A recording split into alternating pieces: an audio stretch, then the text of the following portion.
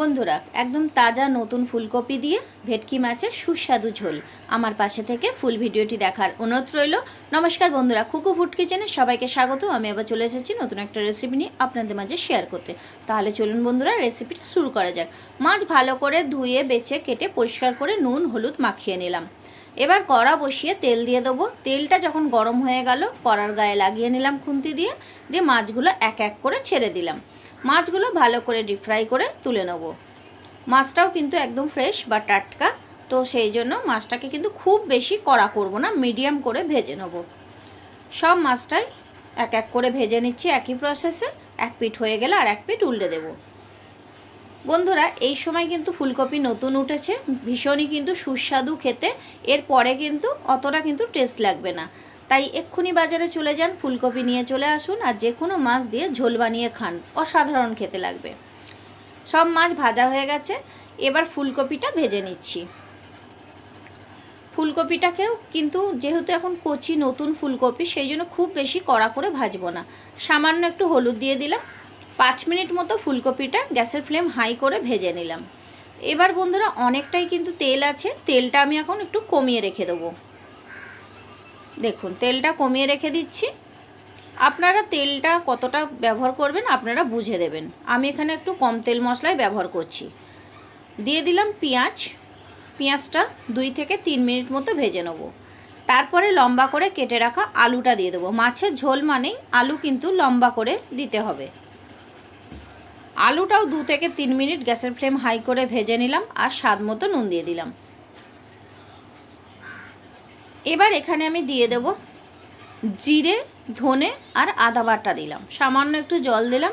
তবে এই মশলাটা আমি শিলে বেটে নিয়েছি, আপনারা কিন্তু গুঁড়োও ব্যবহার করতে পারেন।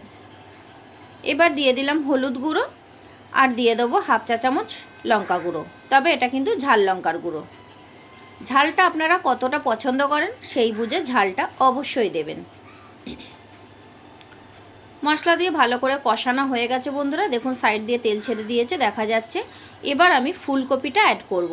আলুটা যখন একটু সেদ্ধ হয়ে গেল, কারণ এখন কচি ফুলকপি, আগে দিয়ে দিলে কিন্তু ফুলকপির আর কোনো চিহ্ন থাকবে না, গলে যাবে। সেই জন্য আলুটা একটু হাফ সিদ্ধ হয়ে গেছে, তখন ফুলকপি দিলাম, 4-5টা কাঁচা লঙ্কা দিলাম। এবার এখানে পরিমাণ মতো জল দিয়ে দেবো। যেহেতু এটা মাছের ঝোল বানাচ্ছি, আমি এটা ভেটকি মাছ দিয়ে বানিয়েছি, আপনারা যে কোনো মাছ দিয়ে বানাতে পারেন। এবার দিয়ে দেবো 1/2 চা চামচ কাশ্মীরি লঙ্কা গুঁড়ো, কালারটা যাতে একটু দেখতে ভালো লাগে। এবার ঝোলটা ফোটার জন্য আলু আর ফুলকপি ঠিক মতো সেদ্ধ হওয়ার জন্য ঢাকা দিয়ে দেবো 5 থেকে 6 মিনিটের জন্য। 5 থেকে 6 মিনিট পরে বন্ধুরা ফিরে আসলাম। আলু কিন্তু একদম সেদ্ধ হয়ে গেছে। এবার এখানে আমি কিন্তু একটা ফোড়ন দেব। ঝোলটা ঢেলে রাখলাম। এবার 2 চা চামচ তেল দিলাম, 1/2 চা চামচ 5 ফোড়ন দিলাম, 2টো তেজপাতা দিলাম, দিয়ে দিলাম 5 ফোড়নটা যখন ভালো করে ভাজা ভাজা হয়ে গেল, 5 ফোড়ন আর তেজপাতা, সবজিটা এবার ঢেলে দেব। ফুলকপি আর আলুটা আমি ঢেলে রেখে কড়াটা পরিষ্কার করে আবার বসিয়েছিলাম। তারপরে ঝোল ঢেলে দেওয়ার পরে মাছ ভাজাগুলো দিয়ে দিলাম। এবার এখানে আমি পোস্ত বাটা দিয়ে দেবো কিছুটা, 4 চা চামচ মতো পোস্ত বেটে রেখেছি শিলে। এবার বাটিটাও একটু ঝোল দিয়ে ধুয়ে দিয়ে দিলাম। গ্যাসের ফ্লেম হাই করে টকবক করে ফুটিয়ে নেব। দিয়ে দিলাম কয়েকটা গোটা কাঁচা লঙ্কা আর কিছুটা ধনে পাতা। বন্ধুরা 2 থেকে 3 মিনিট মতো টকবক করে ফুটে উঠলেই কিন্তু ভাত দিয়ে খাওয়ার জন্য ভেটকি মাছের ফুলকপি দিয়ে ঝোল একদম রেডি। যে যেভাবেই ঝোল খেয়ে থাকুন বন্ধুরা, একবার হলেও এইভাবে বানিয়ে খেয়ে দেখুন, দুর্দান্ত টেস্ট, অসাধারণ খেতে।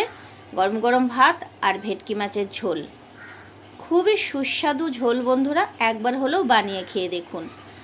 এবার যে থালায় মাছ ভেজে রেখেছিলাম ওই থালাতেই আমি ঢেলে রাখছি। বন্ধুরা রেসিপি কেমন লাগলো কমেন্ট করে জানিয়ে যাবেন। যদি ভালো লাগে একটা লাইক করে দেবেন। পুরনো বন্ধুদের ধন্যবাদ জানিয়ে নতুন বন্ধুদের জানাই আমার চ্যানেলটা সাবস্ক্রাইব করে বেল আইকনটি অল করে দেবেন। যখনই ভিডিও আপলোড করব নোটিফিকেশনটা পেয়ে যাবেন। তাহলে বন্ধুরা আজ এই পর্যন্তই। ভালো থাকুন, সুস্থ থাকুন। আমার ফুল ভিডিওটি দেখার জন্য অনেক অনেক ধন্যবাদ।